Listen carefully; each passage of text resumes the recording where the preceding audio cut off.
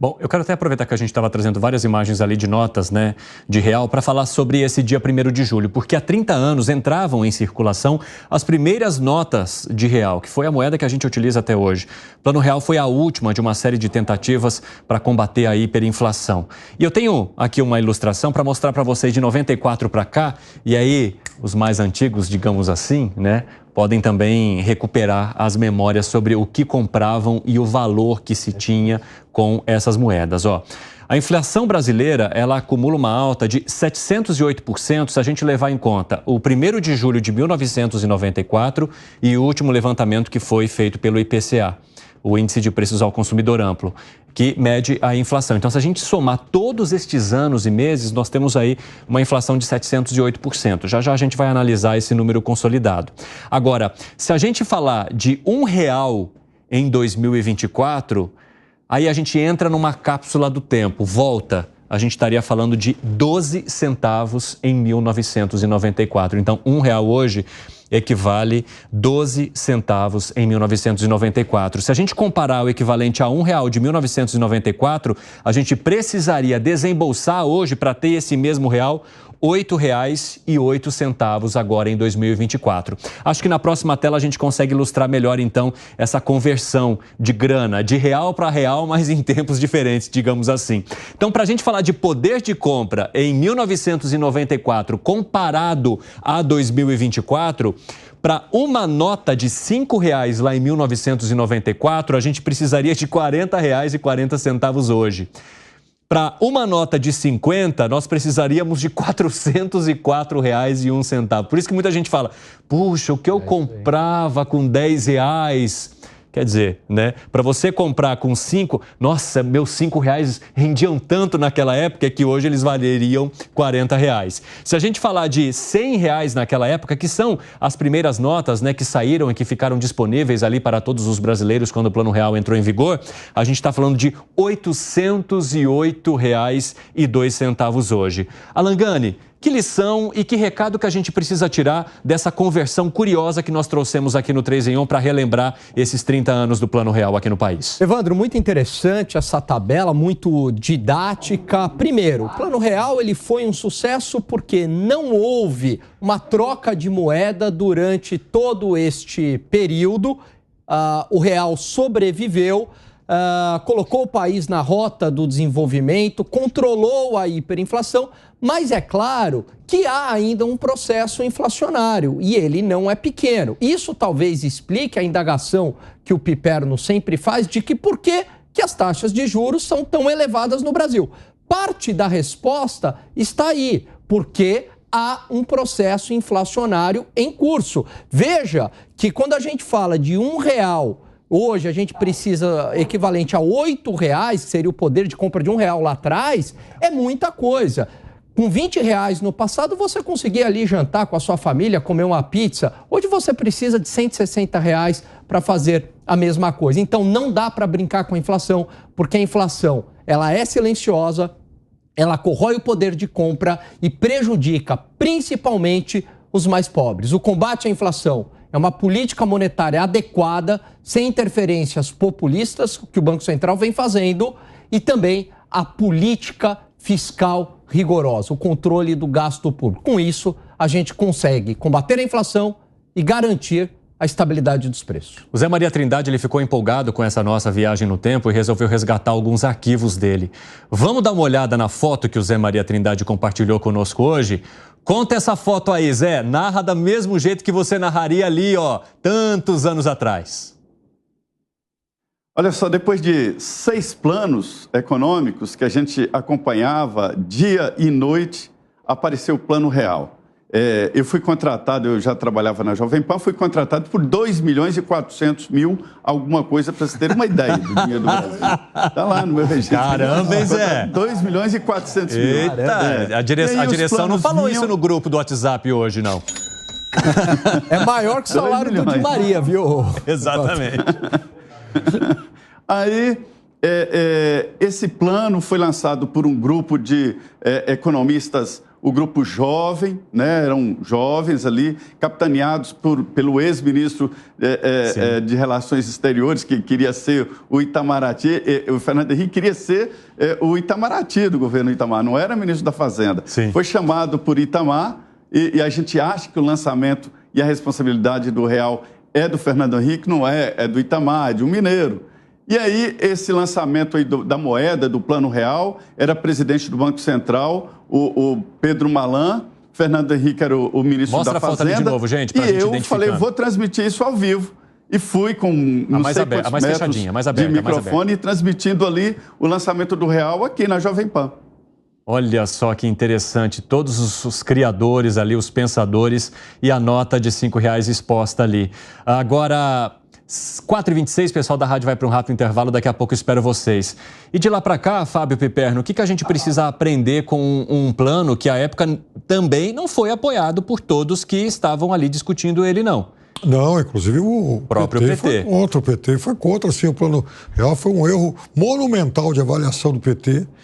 Isso até rachou algumas correntes do partido, mas de qualquer forma, o Plano Real é a mais genial criação de política econômica do Brasil até hoje. Quer dizer, o melhor plano de estabilização de moeda que o Brasil já pensou, porque, veja, o Brasil chegou a ter 84% de inflação em um mês. Né? O último mês do governo Sarney, o ministro Mailson da Nóbrega, por sinal. E depois disso, o Brasil conviveu praticamente o tempo todo com taxas de inflação, taxas anuais em 4 dígitos, 1.000%, 2.000%. Então, isso corroía não só o salário, mas o padrão de vida de todo mundo. Quer dizer, os mais jovens não conseguem imaginar essa cena, mas você, por exemplo, no final do dia, todo mundo ia lá para aplicar o dinheiro que sobrava lá do dia. Porque se deixar o dinheiro parado uma noite, você estava perdendo 1%, 2%.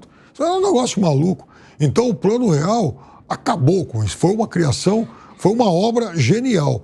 E eu, inclusive, sugiro, já falei isso aqui, na revista Piauí desse mês, tem uma espécie de certidão de nascimento do Real. Primeiro documento produzido por André Lara Rezende, fazendo um diagnóstico do que o Brasil precisaria naquele momento. Eu quero compartilhar de novo os números com a nossa audiência. Vamos dar uma olhada aqui no nosso telão, aquela segunda tela que mostra as notas e quanto precisaríamos hoje. Então, a gente está falando de R$5 lá em 1994, que equivalem ou equivaleria a R$40,40 hoje, 50 para 404 e 100 para 808. Gustavo Segré, eu queria saber de você se tem algum tipo de comparação que dê para fazer também com os nossos vizinhos, principalmente a Argentina, desde a implantação até o que temos hoje. Ou se tem, Evandro, claro que tem. Você sabe que o Plano Real, e não tem muita gente que saiba disso, o Plano Real foi tomar o modelo argentino da Lei de Conversibilidade de 1991, que fez uma equiparação de um peso com o dólar. Quando o real nasce, se deu uma circunstância muito interessante na região, que era um peso argentino era igual a $1 e era igual a R$1. As três moedas estavam juntas. E agora, olha como a importância desse superávit fiscal. A Argentina, no mesmo período, teve 12.000% de inflação. E aí você vê como uma organização econômica, administração econômica muito centrada, permite que, se a gente contabiliza que R$1, na época que sai o real, era igual a $1, hoje o dólar deveria estar R$8. E está 5,62. E mesmo assim a gente estabelece como que é um parâmetro muito elevado. Na Argentina está 1.300, que coincide exatamente com o valor daquele R$1, $1 e $1, a valores atualizados pela inflação do período. E um dado mais, o real melhorou sobre aquela lei de conversibilidade em duas questões. A primeira, não amarrou estritamente o real ao dólar. Tinha no primeiro início do plano uma desvalorização do real de 0,6% por mês, 7% ao ano. Quando dia 13 de janeiro de 1999 dá um estouro cambial, o real muda e sai da âncora cambial para ir uma âncora fiscal. Por isso estabelece liberdade de câmbios, meta por inflação e superávit fiscal. Olha a importância dessa palavrinha, superávit fiscal. Com isso resolveram a maioria dos problemas que estavam gerados até 99, e eu lembro inclusive que o Fernando Henrique Cardoso falava, não vamos desvalorizar, e terminou desvalorizando no dia 13 de janeiro de 1999. Esqueço o dia do meu aniversário, mas não esqueço esse dia. Interessante. Aliás, você que nos acompanha, se você tiver uma história interessante relacionada a esse período, a essa mudança de planos, né? Aquilo que você passou a obter, a comprar, o que você perdeu, conta pra gente aí no nosso chat pra gente compartilhar com toda a nossa audiência. Agora, Langani, a gente está falando de uma inflação acumulada no período entre 1994 e 2024 de 708%. Olhando esse número, a gente fala, puxa vida, mas como que a gente deve fazer a leitura para compreender essa soma aí de todos os anos? Veja, esse número acaba sendo bastante elevado porque a inflação, ela tem uma característica igual aos juros compostos, é inflação sobre inflação. Então, se há um aumento de 2% em cima de R$100, vai para 102. Depois, 3% não é em cima de 100, é em cima de 102. Então, tem essa característica que é exponencial, o que chama bastante atenção no período.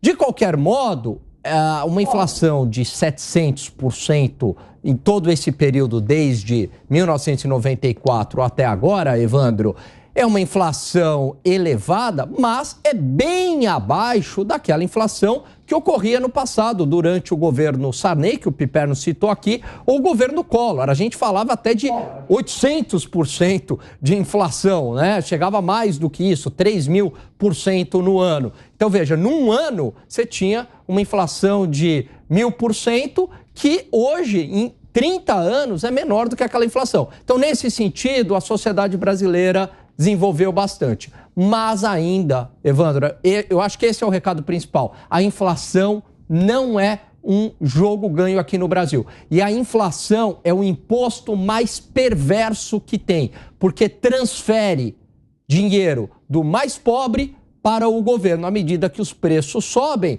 a população está pagando mais, o governo está arrecadando mais. Por isso que é o imposto mais perverso que tem. Bom, eu quero só passar por uma palavrinha final do Gustavo Segré, que me mandou uma mensagem, e compartilhar com vocês uma relação que eu recebi aqui da Jane, dizendo o seguinte, me lembro como se fosse ontem, em 94 eu trabalhava na loja americana e uma Coca-Cola de 2 litros custava R$1. Hein, Gustavo Segré?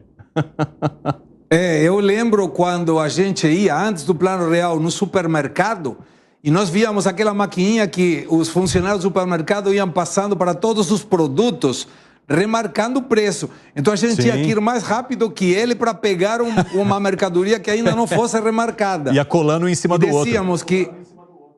exatamente, tinha um monte de papelzinho aí, Evandro, é verdade. O que mencionava Piperno era overnight. A gente colocava o dinheiro em overnight, porque nos dava dinheiro de um dia para o outro. E o melhor negócio antes do Plano Real era entrar no táxi, porque era a única maneira de você saber que quando você descia não tinha inflação no período. Era o que marcava o taxímetro. Boa, Segré.